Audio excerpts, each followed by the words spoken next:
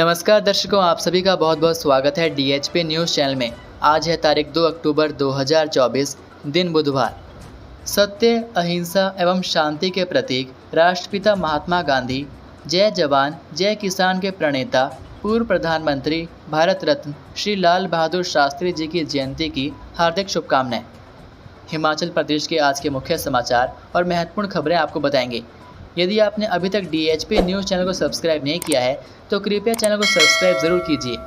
आप सभी में से काफ़ी दर्शक हमारी वीडियो तो देखते हैं लेकिन उन्होंने चैनल को सब्सक्राइब नहीं किया हुआ है, तो कृपया DHP न्यूज़ चैनल को सब्सक्राइब ज़रूर कीजिए। इससे हमें और प्रेरणा मिलेगी और हम आपके लिए और भी बेहतरीन कंटेंट ला सकेंगे। चलिए जानते हैं आज के मुख्य समाचार। हिमाचल के मंदिरों में 4 अक्टूबर को होगा हनुमान चालीसा पाठ, मुस्लिम आबादी पर शांता भड़के। प्रदेश में चल रहे मस्जिदों के विवाद और प्रवासियों के खिलाफ देवभूमि संघर्ष समिति ने 4 अक्टूबर को मंदिरों में हनुमान चालीसा का पाठ करने का ऐलान किया है। आयोजन का उद्देश्य प्रदेश सरकार और प्रशासन को अवैध कब्जों और प्रवासियों के खिलाफ उचित कदम उठाने के लिए सद्बुद्धि प्रदान करना है। इसके साथ ही संघर्ष समिति ने 2 अक्टूबर को ग्राम सभाओं में अवैध प्रवासियों के खिलाफ प्रस्ताव पारित करने की अपील की है। देवभूमि संघर्ष समिति के संयोजक भारत भूषण ने बताया कि 5 अक्टूबर को शिमला के संजौली स्थित एक मस्जिद में कथित अवैध निर्माण के मामले में नगर निगम आयुक्त की अदालत में सुनवाई होनी है। इस सुनवाई पर पूरे प्रदेश के हिंदू समाज की नज़रें टिकी हैं और लोग उम्मीद कर रहे हैं कि फैसला प्रदेश के हित में आएगा। भारत भूषण ने बताया कि संघर्ष समिति इस सुनवाई से एक दिन पहले 4 अक्टूबर को हनुमान चालीसा पाठ के माध्यम से समाज को एकजुट करने और सरकार को चेताने का प्रयास कर रही है। भारत भूषण ने सभी पंचायतों से आग्रह किया है कि वे अपनी पंचायतों में अवैध रूप से प्रवेश करने वालों को रोकने के लिए सख्त कदम उठाएं। उन्होंने कहा कि पंचायतों को अपने क्षेत्रों में रेहड़ी फड़ी लगाने वालों की पूरी जांच करानी चाहिए और उनके रहने की अवधि भी निर्धारित करनी चाहिए ताकि कानून व्यवस्था बनाए रखी जा सके। वहीं पूर्व मुख्यमंत्री शांता कुमार ने कहा कि भारत की संख्या का अनुपात बिगड़ रहा है। हिंदुओं के मुकाबले मुस्लिम आबादी अधिक बढ़ रही है। इसका कारण है 4 शादियाँ और 20 बच्चे। उन्होंने कहा कि जनसंख्या और मुस्लिम मनोवृत्ति की यही हालत रही तो वह दिन दूर नहीं जब भारत में एक और पाकिस्तान बनने की मांग उठ खड़ी होगी। यह विषय अत्यंत गंभीर और खतरनाक है। उन्होंने कहा कि कुछ मुस्लिम नेताओं ने उत्तर प्रदेश के मुख्यमंत्री योगी आदित्यनाथ को धमकी दी है और कहा है कि 2027 में उनकी सरकार समाप्त हो जाएगी।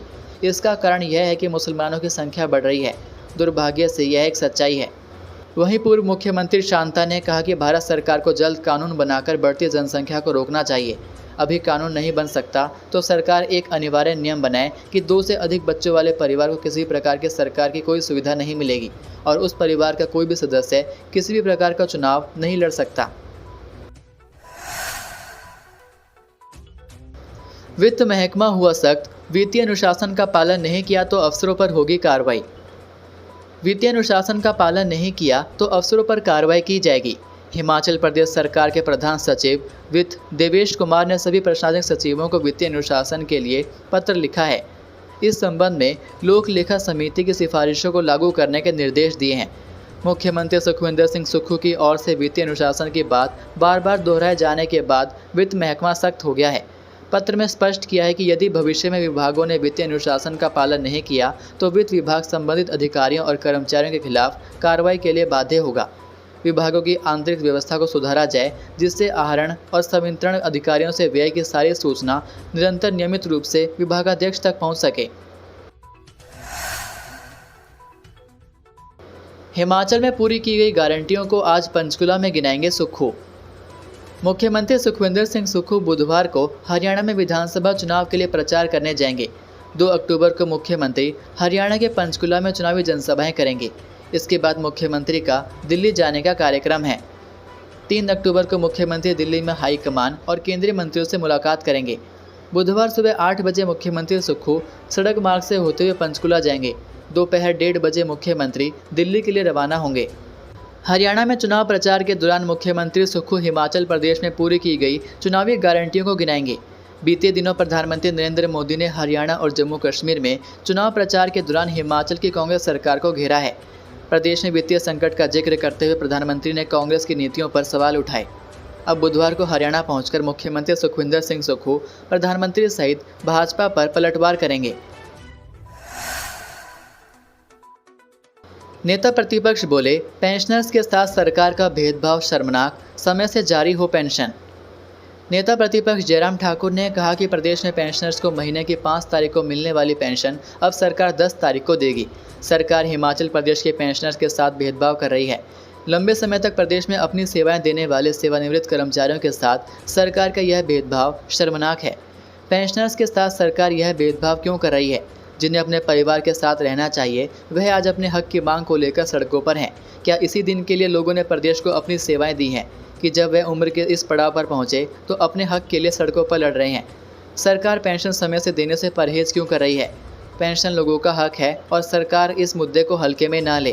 प्रदेश के लोगों को ऐसा व्यवस्था परिवर्तन नहीं चाहिए जिसमें हर आदमी को अपने वाजिब हक के लिए सड़कों पर उतरना पड़े। संभल कर जलाएं बिजली, 300 से अधिक यूनिट जली तो नहीं मिलेगी सब्सिडी, नई दरें लागू। बिजली उपभोक्ताओं के लिए जरूरी खबर है। बिजली उपभोक्ता अब बिजली संभल कर ही जलाएं। यदि महीने में 300 यूनिट से अधिक बिजली खपत होती है तो उपभोक्ताओं को सरकार की ओर से दी जाने वाली सब्सिडी नहीं मिलेगी। सरकार ने 300 यूनिट से अधिक बिजली इस्तेमाल करने वालों की सब्सिडी को खत्म कर दिया है। हालांकि 125 यूनिट तक बिजली फ्री और 300 यूनिट से कम बिजली की खपत करने वालों की सब्सिडी पहले की तरह से जारी रहेगी। सरकार ने इन आदेशों को 1 अक्टूबर से लागू करने के निर्देश जारी कर दिए हैं। इससे पहले सरकार की ओर से ₹1.03 प्रति यूनिट की दर से बिजली पर सब्सिडी जाती है। अब ये बंद कर दी जाएगी। अभी तक 300 से ज़्यादा यूनिट बिजली की खपत होने पर बिजली की दर ₹5.22 प्रति यूनिट की दर से लिया जाता था। ये सब्सिडी खत्म होने के बाद अब इसकी दर ₹6.25 प्रति यूनिट की दर से वसूला जाएगा। सरकार के इस फैसले से बोर्ड को करीब 18 करोड़ रुपए की कमाई होगी। लोगों का आरोप, प्रवासी बिगाड़ रहे लोकल व्यंजनों का मूल स्वरूप, प्रतिबंध लगाने की मांग की। देवभूमि कुल्लू जिला के स्थानीय लोगों ने प्रदेश सरकार से मांग की है कि बाहरी राज्यों से जिस प्रकार बड़ी संख्या में प्रवासी प्रदेश के कोने कोने में लोकल डिश बनाकर बेचने का काम कर रहे हैं वह गलत है। ये लोग इन लोकल डिश का स्वरूप बिगाड़ रहे हैं। सिड्डू में जिस प्रकार की स्टफिंग होती है इनके द्वारा बनाए गए सिड्डू वैसे नहीं होते हैं। प्रवासियों ने नाम मात्र की स्टफिंग की होती है और डिश में मूल स्वाद को बिगाड़ कर ये लोग इसका अपमान कर रहे हैं। बेहतरीन तरीके और उत्तम दर्जे की स्टफिंग के साथ बना सिड्डू अच्छी दुकानों में 50 रुपये का है। पोस्ट या तिल की नाम मात्र की काम चलाओ स्टफिंग वाले सिड्डू प्रवासी 20 रुपये में बेच रहे हैं। इस लोकल डिश का देश में काफ़ी नाम है। पर्यटक जब प्रवासियों के बने सिड्डू खाते हैं तो उन्हें लगता है कि ऐसी घटिया डिश को लोग कैसे खाते होंगे। मोमो व अन्य लोकल डिश के मूल स्वरूप के साथ भी प्रवासी ऐसा ही कर रहे हैं। भालू से भिड़ा 70 वर्षीय बुजुर्ग जंगल में गए थे चारा लाने। जिला सिरमौर के गिरिपार क्षेत्र के 70 वर्षीय एक बुजुर्ग पर भालू ने हमला कर गंभीर रूप से घायल कर दिया। गंभीर हालत में बुजुर्ग को CSC नौराधार लाया गया, जहां से प्राथमिक उपचार के बाद उन्हें राजगढ़ रेफर किया गया। जानकारी के अनुसार मंगलवार सुबह 8 बजे के आसपास कन्याराम पुत्र भोलर निवासी घंडूरी गाँव के साथ लगते जंगल में पशुओं के लिए चारा लेने गए थे। जैसे ही वह चारा लेकर जंगल से निकलने लगे तो अचानक ही पीछे से भालू ने हमला कर दिया। भालू ने उनके मुंह पर वार किया, जिससे वह घायल हो गए। घायल होने के बावजूद भी कन्याराम ने हिम्मत नहीं हारी। उन्होंने अपनी जान बचाने के लिए भालू पर दरार से पलटवार किया, लिहाजा भालू मौके से भाग खड़ा हुआ। इस घटना में कन्याराम की जान तो बच गई, लेकिन उनके मुंह के आसपास गंभीर चोटें आई हैं। घायल अवस्था में ही बुजुर्ग मुश्किल से सड़क तक पहुंचा। इसके बाद ग्रामीणों ने घायल को 108 एम्बुलेंस से तुरंत नौराधार अस्पताल पहुँचाया। उधर बीट गार्ड चाड़ना श्यामलाल ने बताया कि घायल को नियमानुसार आर्थिक सहायता दी जाएगी। घंडूरी वृत्त के पटवारी विक्रम सिंह ने बताया कि हमले में घायल व्यक्ति की रिपोर्ट उच्च अधिकारियों को भेज दी है। हिमाचल में BSNL के 1,93,000 उपभोक्ता बढ़े। निजी कंपनियों के रिचार्ज बढ़ने से बड़े BSNL के उपभोक्ता निजी नेटवर्क के रिचार्ज की दरें बढ़ने के बाद अभी तक हिमाचल में BSNL के 1,93,000 उपभोक्ता बढ़ गए हैं और अभी भी लोग अपनी सिमें पोर्ट करवा रहे हैं। जो लोग सिम पोर्ट कर रहे हैं उन्हें 4G सिम दी जा रही है। इसके लिए लोगों को जागरूक भी किया जा रहा है। यह बात BSNL के chief general manager Himachal Pradesh विवेक जायसवाल ने पत्रकार वार्ता के दौरान कही। इसी वर्ष अप्रैल से अभी तक 1.5 लाख से ज़्यादा उपभोक्ता दूसरे कनेक्शन छोड़कर BSNL की तरफ आए हैं और उपभोक्ताओं का भरोसा BSNL में बढ़ा है। उन्होंने प्रदेश के लोगों से BSNL से जुड़ने का आग्रह किया। उन्होंने कहा कि BSNL अपनी 25वीं सालगिरह मना रहा है। इस मौके पर प्रदेश भर में BSNL अलग कार्यक्रम आयोजित कर रहा है। शिमला में भी BSNL के कर्मचारियों व अधिकारियों ने रक्तदान शिविर का आयोजन किया। BSNL अपनी नेटवर्क सुविधाओं को अपडेट कर रहा है, साथ ही आधुनिक तकनीक को अपनाकर अपने उपभोक्ताओं को अच्छा नेटवर्क देने की ओर अग्रसर हो रहा है। BSNL मार्च 2025 तक सभी उपभोक्ताओं को 5G नेटवर्क देने वाला है। इसके लिए BSNL ने कार्य भी शुरू कर दिया है। पहाड़ी इलाकों में 5 व 6 अक्टूबर को बारिश की संभावना, 2 दिन में मानसून होगा विदा। हिमाचल में मानसून के विदा लेने का समय आ गया है। मौसम विभाग ने 2 दिन में मानसून के विदा होने का दावा किया है।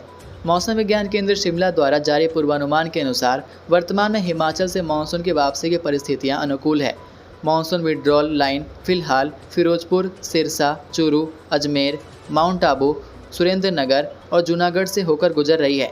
ऐसे में आगामी 2 दिनों में मौसम विदा हो जाएगा। मौसम विभाग के अनुसार मैदानी व उच्च पर्वतीय इलाकों में 6 अक्टूबर तक मौसम साफ रहेगा, जबकि मध्य पर्वतीय इलाकों में 5 व 6 अक्टूबर को कहीं कहीं वर्षा होने का अनुमान है। प्रदेश के जिन हिस्सों में बादलों के बरसने की संभावना है, उनमें प्रमुख तौर पर शिमला, सोलन, सिरमौर, कुल्लू, चंबा और मंडी जिला के ऊपरी क्षेत्र शामिल हैं। HRTC के 50 वर्ष पूरे, डिप्टी CM ने किया वॉल ऑफ ऑनर व बस संग्रहालय का शुभारंभ। 1974 से हिमाचल प्रदेश में अपना सफर शुरू करने वाली HRTC ने 50 वर्ष पूरे कर लिए। 50 वर्ष पूरे होने पर HRTC 12 अक्टूबर को शिमला में स्वर्ण जयंती समारोह मनाएगी और कई अन्य कार्यक्रमों का आयोजन भी करेगी। इस अवसर पर डिप्टी CM मुकेश अग्निहोत्री ने शिमला में वॉल ऑफ ऑनर और बस संग्रहालय का शुभारंभ किया।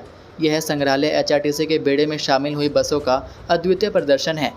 इस मौके पर डिप्टी CM मुकेश अग्निहोत्री ने कहा कि HRTC ने 50 वर्षों से अपनी वचनबद्धता के साथ लोगों को गांव-गांव उनके गंतव्य तक पहुंचाने का कार्य किया है। उन्होंने बताया कि HRTC घाटे के रूट पर भी निरंतर अपनी सेवाएं दे रहा है। लगभग 27 प्रकार की रियायती सेवाएं अपने यात्रियों को प्रदान कर रहा है। ये थे आज के मुख्य समाचार। हिमाचल प्रदेश की बड़ी खबरें रोजाना जानने के लिए सब्सक्राइब कीजिए DHP न्यूज़ चैनल को और बेल आइकन पर क्लिक करें, जिससे आपको प्रदेश की बड़ी खबरें हमारे द्वारा मिलती रहें। वीडियो को लाइक और शेयर ज़रूर कीजिए और आप हमारी वीडियो कौन से शहर से देख रहे हैं, नीचे कमेंट करके ज़रूर बताइए। वीडियो में अंत तक बने रहने के लिए आपका बहुत बहुत धन्यवाद। जय हिंद, जय भारत, जय हिमाचल।